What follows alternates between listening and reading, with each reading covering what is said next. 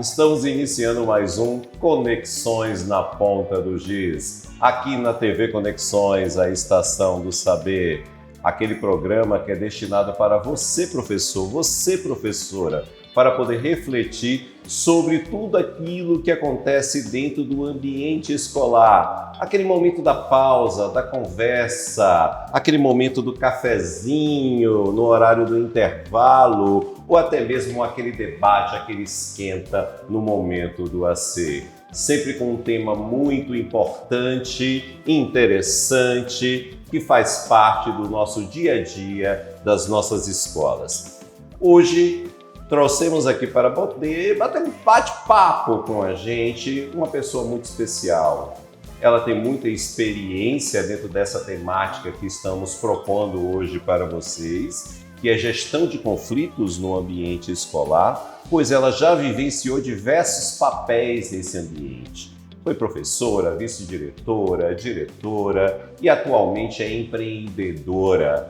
Então, conosco hoje aqui, professora Joana Lívia Negrão. Obrigada, professor. Muito obrigado por atender o nosso convite, Joana. Uma grande satisfação tê-la conosco hoje aqui na TV Conexões. Para mim também. E para início de conversa, Joana, para iniciar a nossa conexão, eu gostaria que você se apresentasse para os nossos telespectadores aqui, falasse um pouco sobre você. Por favor, fique à vontade. Ok.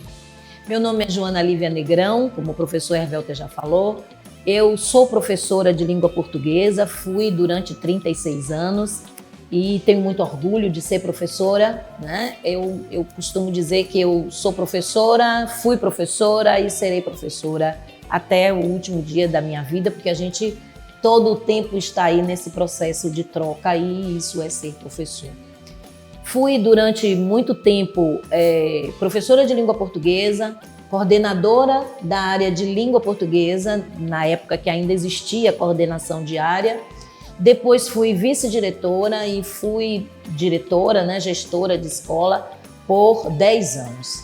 Então, durante todo esse tempo, nós tivemos que mediar muitos problemas que aconteceram no âmbito escolar, no convívio, professor, aluno, funcionário, pais. São várias comunidades aí que integram o mesmo espaço, o espaço escolar, né?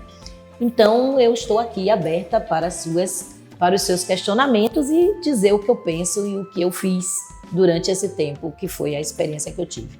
Pois é, justamente essa sua experiência que aqui para nós é importante porque ela pode servir de inspiração para que outros colegas que estejam nos assistindo agora possam encontrar uma solução para algum tipo de conflito que esteja vivenciando dentro do seu ambiente escolar, tá? Então, o ideal, Joana, é que o ambiente seja harmonioso, qualquer ambiente que seja, principalmente o ambiente escolar, tá? Mas na prática não é bem isso que acontece. Sim. Então, como é que nós poderíamos conceituar um conflito? Como é que ele se estabelece? Ok. O conflito é basicamente uma divergência. É daí que começa, né? Você diverge da minha forma de pensar e, a partir daí, se não houver uma escuta, se não houver um espaço para o diálogo, escutar o que você pensa, ou escutar o que eu penso, escutar o que uma parte e tem identidade com aquilo, fica difícil da gente conviver harmonicamente. É preciso primeiro entender que acalma o corpo, acalma o pensamento, para que a gente possa entender como um pensa, como o outro pensa e onde nós podemos achar pontos de convergência para que a gente possa diminuir a discordância, a divergência, e mesmo que você não se convença da outra forma de pensar, pelo menos que você seja capaz de entender que o respeito a essa diferença é o que mais importa dentro dessa gestão de conflito, dentro dessa gestão de divergência.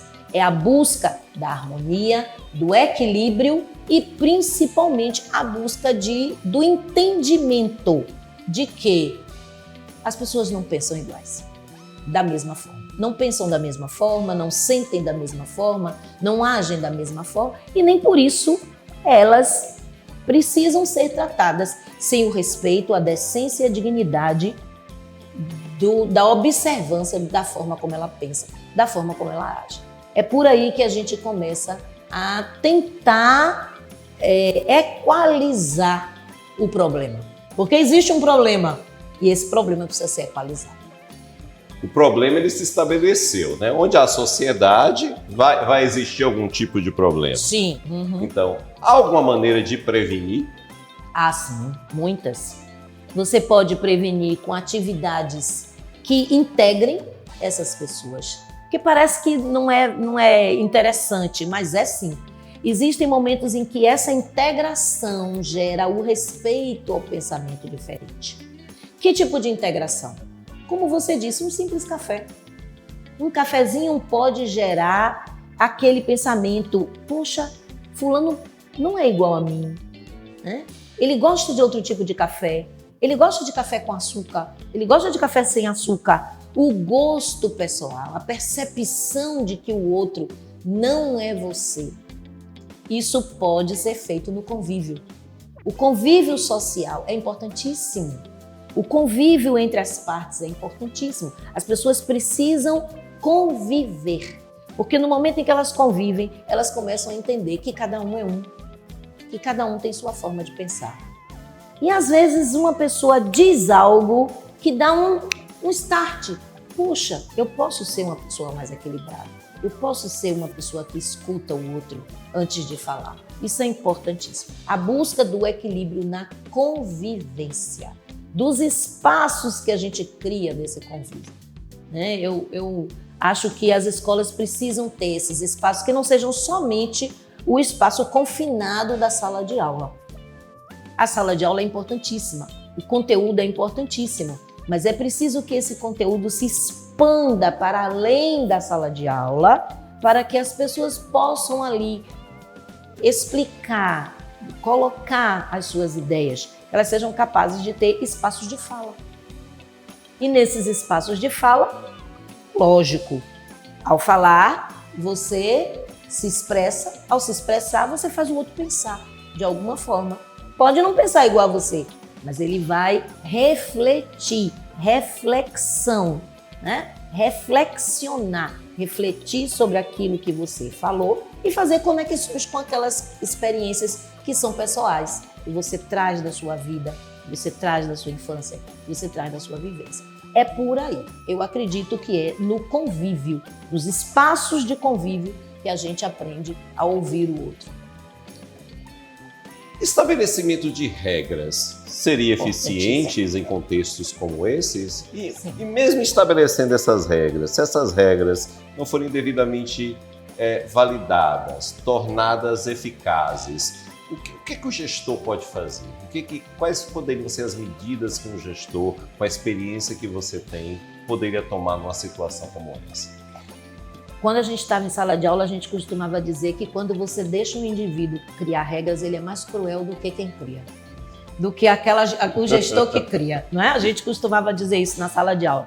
Vamos criar as regras de convivência. Eles são muito mais rígidos e muito mais cruéis em criar, a adolescência principalmente, em criar regras, e isso a gente faz dentro da casa da gente também. A gente, quando cria regras, a gente costuma fazer dentro de uma perspectiva de não dar oportunidade do outro se expressar. Isso é o pior momento. Isso é a pior coisa que possa ser feita. Você precisa criar o espaço da expressão. A expressão é importantíssima. Criar regras de convivência nada mais é do que permitir que o outro pense diferente de você. Isso, para mim, é a regra mais importante. Permitir. Permitir sem ser permissivo, porque é diferente. Permitir é deixar que o outro seja. Permissivo é aquele que não quer ter trabalho. Então eu deixo você fazer o que você quiser. Não é assim. Existem regras. Quais são as regras? O seu espaço é um espaço limitado. Você está dentro de uma escola. A escola tem um espaço limitado. A escola tem sala de aula, refeitório, quadra de esporte, e para cada um desses espaços existem formas de comportamento. Existe um comportamental para aquele espaço. Eu costumava dizer que ninguém vai para casamento de biquíni, ainda que o casamento seja na praia. Existe um ritual, que é o ritual da sala de aula, o ritual da escola, e esse ritual ele precisa ser respeitado dentro de suas regras, que são as regras do vestuário, é importante.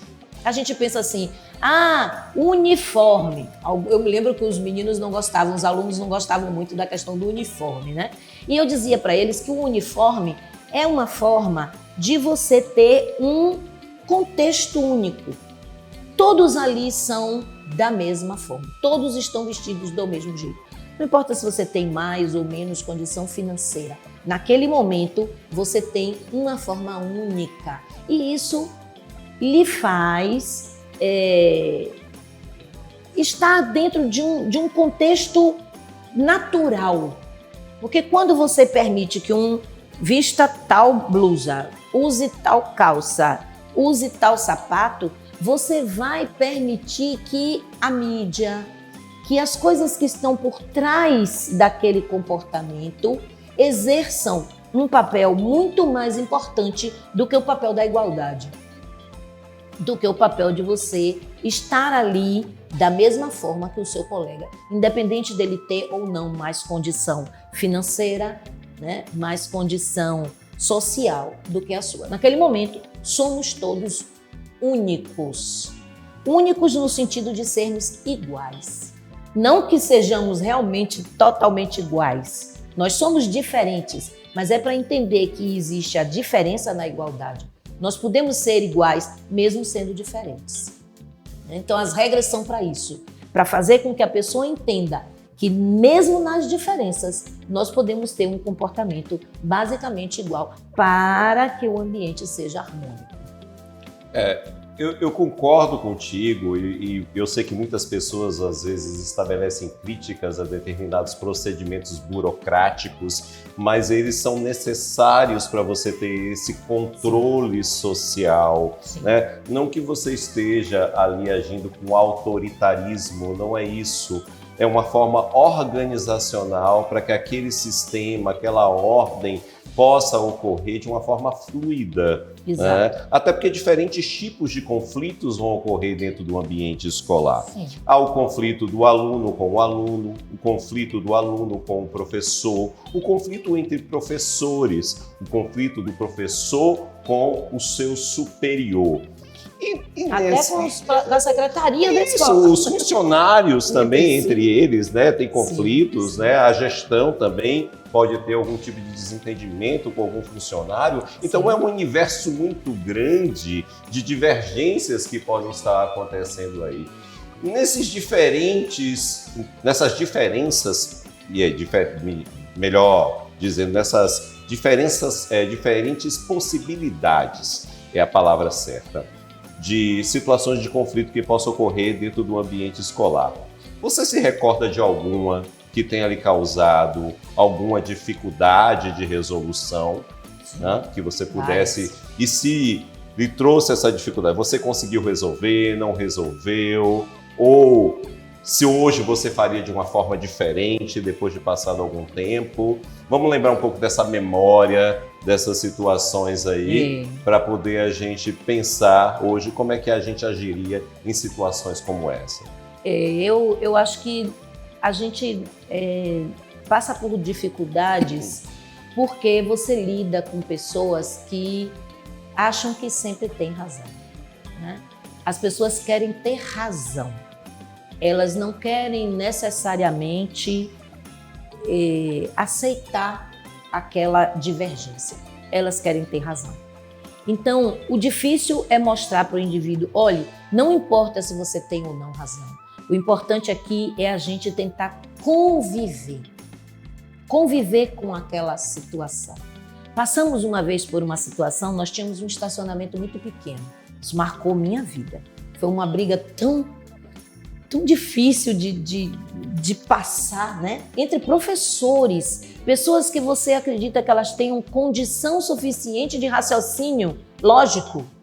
E naquele momento a emoção foi colocada acima de tudo que estava acontecendo por causa de um simples estacionamento. A escola tinha um estacionamento muito pequeno, né? As pessoas queriam todas colocar seus carros dentro desse estacionamento porque a escola fica, né, num lugar de uma certa marginalidade, nós temos vulnerabilidade social. Vulnerabilidade social seria a palavra certa, né? Então, aquele espaço ali é um espaço muito vulnerável.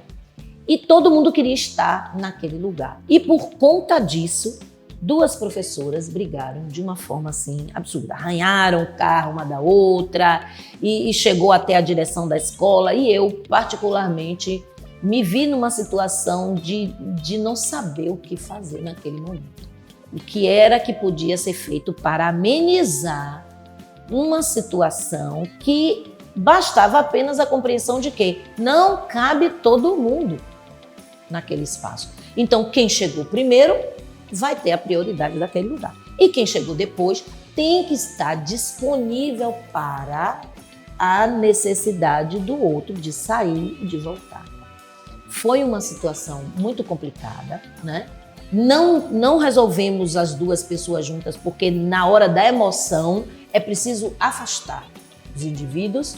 Então nós afastamos as 2 pessoas e depois de um tempo conversamos em separado com cada uma e que depois, no futuro, as coisas se resolveram. Mas que naquele momento era preciso que a escuta fosse individualizada, porque a dor, né? Parece que as pessoas colocam suas dores para fora, dores internas. Não era sobre carro que nós estávamos falando. Nós estávamos falando de um momento de total descontrole emocional. Isso é um problema muito sério. O descontrole emocional é muito sério dentro da escola, porque ele não passa só pelo aluno, ele passa pelo professor, que infelizmente traz suas dores para dentro de seu ambiente de trabalho, ele passa pela própria gestão. Houve momentos em que eu também não estava emocionalmente equilibrada para estar ali, mas é preciso apelar para a maturidade. É preciso dizer, como eu disse várias vezes aos professores, entenda quem é o adulto da relação. Quando você entende quem é o adulto da relação, você parece que para um pouco. Eu paro e penso, eu sou o adulto dessa relação. E quando são 2 adultos, o que dizer? Eu tento ser o mais equilibrado no meio desses 2 adultos aqui, entendeu? Então, eu acho que a gente passa por momentos em que, depois de um tempo, você percebe que tudo é desequilíbrio emocional. Às vezes é um surto de vaidade, né? Às vezes é um surto de dor pessoal, e que naquele momento você precisa fazer o indivíduo entender que ele precisa parar o corpo. O corpo físico precisa ser parado. Por isso as regras, né? Tem que ter um espaço.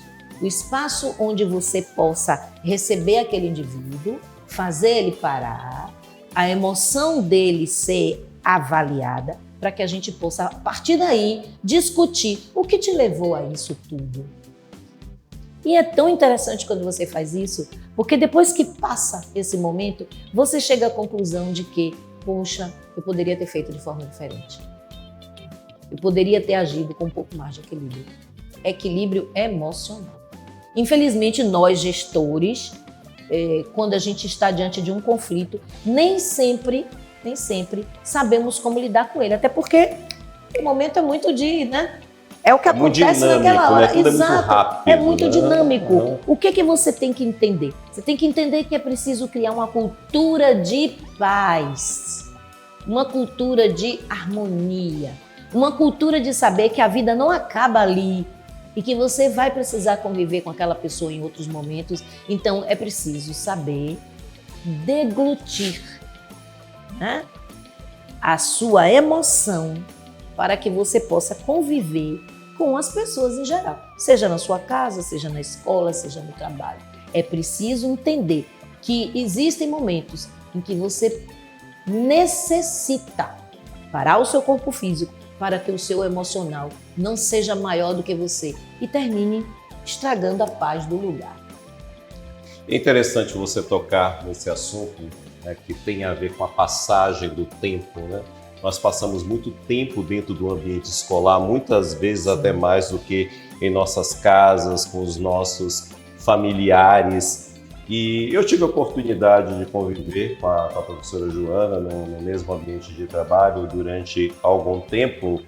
E eu me recordo de uma expressão que ela utiliza muito na sala de aula para poder descontrair um pouco mais aqui o nosso papo aqui, que eu gostaria que ela falasse aqui, e que sempre causava muita gargalhada com os alunos na sala de aula, mas que traz uma importante reflexão. Você se recorda disso, Joana, dessa frase? Tem uma frase que eu gosto muito, eu costumo usar até hoje, né? Eu sou Joana, mas aqui não é a casa da mãe Joana, entendeu? Eu sou Joana, mas aqui tem regras. Aqui tem coisas que precisam ser respeitadas. Não é a casa da mãe Joana.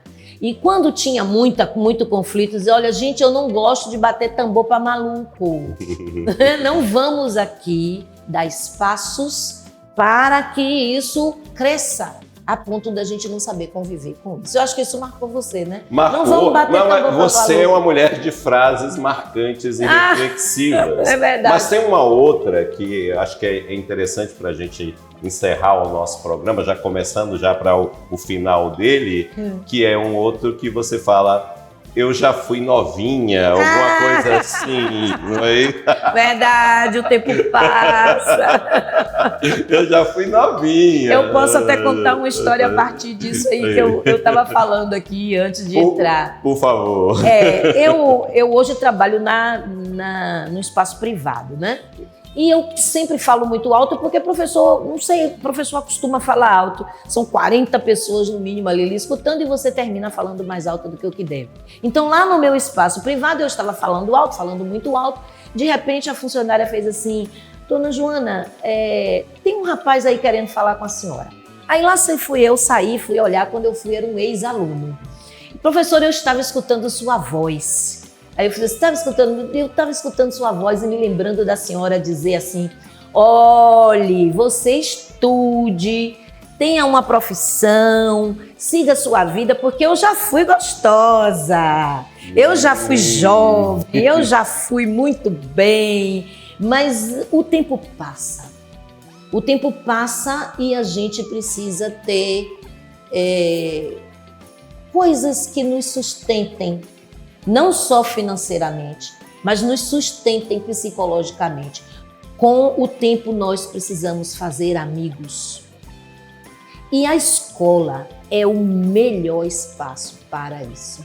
Eu hoje tenho amigos que eu abro a boca e digo, são meus amigos, que eu fiz nesse espaço, durante todo o tempo que eu vivi lá, porque é como você disse, nós passamos muito mais tempo dentro da escola do que fora da escola.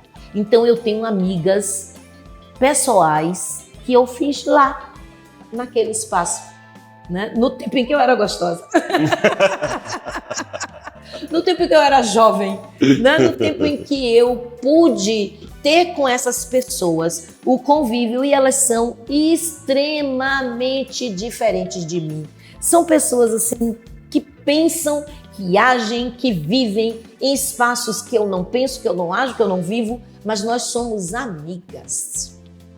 Então, voltando para eu sou Joana, mas aqui não é a casa da mãe Joana, essas pessoas aprenderam que existem regras de convívio. E nessas regras de convívio, nós construímos amizades.